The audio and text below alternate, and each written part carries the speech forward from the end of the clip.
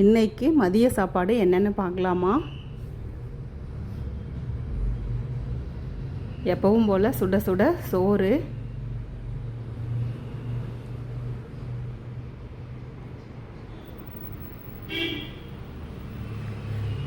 மண் சட்டியில் வச்ச கத்திரிக்காய் போட்ட பருப்பு சாம்பார்,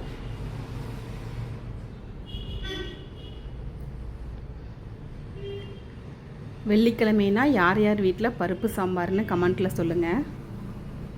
தக்காளி ரசம்,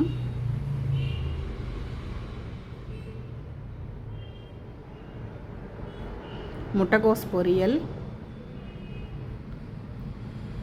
இதுதான் எங்கள் வீட்டு இன்றைக்கி மதிய சாப்பாடு.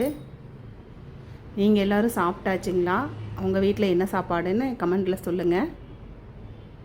வாங்க சாப்பிட்லாம்.